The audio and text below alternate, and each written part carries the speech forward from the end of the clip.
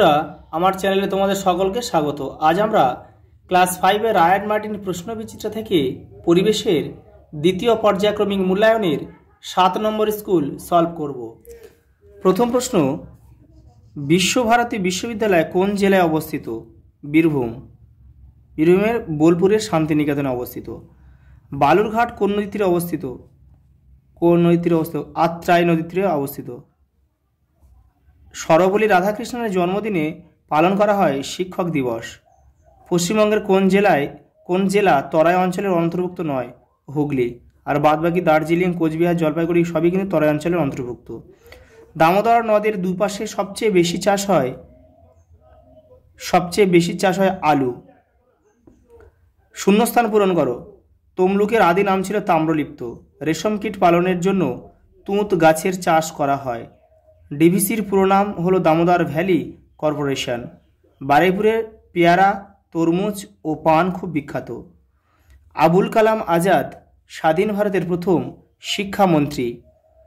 নদিয়া জেলার শান্তিপুর রাসমেলার জন্য বিখ্যাত।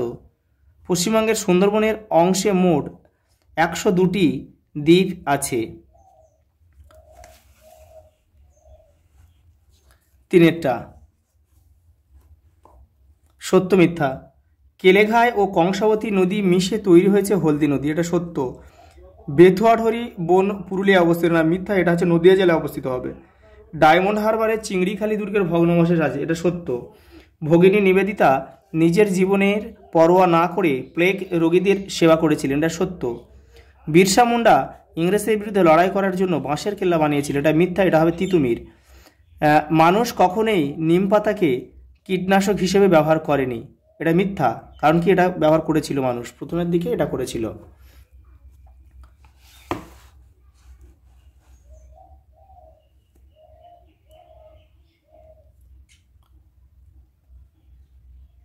পরের প্রশ্ন, স্তম্ভ মেলাও। পশ্চিমবঙ্গের সর্বোচ্চ শৃঙ্গ সান্দাকফু, এখানে 4.1 মানে 4.1 লিখতে হবে। কুলিক পাখিরালয় অবস্থিত রায়গঞ্জে, 4.2। ছৌ নাচের জন্য বিখ্যাত পুরুলিয়া, এখানে 4.3 লিখতে হবে। গান্ধীবুড়ি মাতঙ্গিনী হাজরা, 4.4। রেলের ইঞ্জিন তৈরির কারখানা চিত্তরঞ্জন, 4.5। নিত্যবহ নদী তিস্তা, 4.6। পরের প্রশ্ন, মান 2-এর।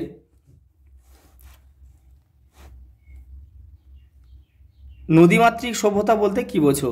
দেখে নাও। নদীমাতৃক সভ্যতা কাকে বলে? নদীমাতৃক সভ্যতা বলতে বোঝায় সেই সব সভ্যতা যা নদীর উপর নির্ভরশীল এবং নদীকে কেন্দ্র করে গড়ে উঠেছে। এই সভ্যতাগুলি নদীর জলের ব্যবহার করে কৃষি, পরিবহন ও অন্যান্য কাজ করে। নদী ছিল তাদের কাছে মায়ের মতো। পরের প্রশ্ন, পশ্চিমবঙ্গের রাঢ় অঞ্চলের ভূপ্রকৃতি সম্পর্কে সংক্ষেপে লেখো। তোমাদের টেক্সটের 66 নম্বর পেজে উত্তরটি রয়েছে। এই যে দেখে নাও, এখান থেকে এই পর্যন্ত লিখতে হবে। এই অঞ্চলটাকে বলে পশ্চিমবঙ্গের রাঢ় অঞ্চল। সব জায়গায় উর্বর মাটি, বেশিটা দোআঁশ, কিছুটা এঁটেল। ভূমি প্রায় পুরোটা সমতল। উত্তর আর পশ্চিম ধার বরাবর ভূমি ক্রমশ উঁচু হয়েছে। সেদিকে মাটি লালচে, ভূমি কিছুটা ঢেউ খেলানো। যত পূর্বে আর দক্ষিণে যাবে তত সাধারণ মেটে রঙের মাটি দেখা যাবে।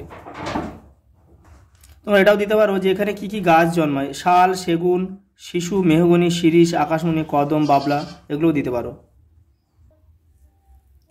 পরের প্রশ্ন, সুন্দরবনের মানুষের বিভিন্ন জীবিকাগুলি কি কি? তোমাদের টেক্সটের 72 নম্বর পেজে উত্তরটি রয়েছে। এই যে চাষবাস, মধু সংগ্রহ, নৌকা তৈরি করা, চালানো, মাছ, মিন ধরা, কাঁকড়া শিকার প্রভৃতি।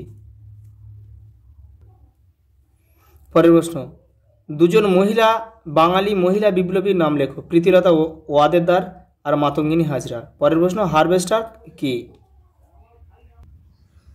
এই যে হারভেস্টার কি? যে আধুনিক যন্ত্রের সাহায্যে ধান কাটা ও ঝাড়াই করা হয় তাকে হারভেস্টার বলে। পরের প্রশ্ন, সবুজ বিপ্লব বলতে কি বোঝো? এই যে সবুজ বিপ্লব কি, এখান থেকে এটা কিন্তু পুরোটা লিখতে হবে। পরের প্রশ্ন, আমার সোনার বাংলা আমি তোমায় ভালোবাসি গানটি সম্পর্কে যা জানো লেখো। দেখে নাও, এই যে আমার সোনার বাংলা আমি তোমায় ভালোবাসি। গানটি রবীন্দ্রনাথের লেখা। গানটি 1905 সালে লেখা হয়। গানটি বাংলাদেশের জাতীয় সঙ্গীত। বাংলাদেশের শিলাইদহে থাকাকালীন তিনি এই গানটি রচনা করেন। পরের প্রশ্ন, পশ্চিমবঙ্গের মধ্যে দিয়ে গঙ্গা নদীর প্রবাহ বর্ণনা করো। তোমাদের টেক্সটের 68 নম্বর পেজে উত্তরটি রয়েছে। এই যে উত্তরপ্রদেশে ও বিহারের মধ্যে দিয়ে এসে পশ্চিমবঙ্গে মুর্শিদাবাদ জেলায় ঢুকেছে। এখান থেকে এইটা পুরোটা লিখতে হবে। শেষ প্রশ্ন দেখো, লুপ্তপ্রায় মাছেদের রক্ষা করার জন্য কি কি করা উচিত?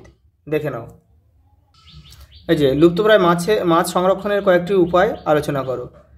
লুপ্তপ্রায় মাছেদের আবাসস্থল রক্ষা করতে হবে, অতিরিক্ত মাছ ধরা বন্ধ করতে হবে, মাছের প্রজনন ক্ষেত্র সুরক্ষিত করতে হবে, দূষণ নিয়ন্ত্রণ করতে হবে, আর আইন করে লুপ্তপ্রায় মাছেদের ধরা নিষিদ্ধ করতে হবে। আজ এই পর্যন্ত, দেখা হবে পরের ভিডিওতে।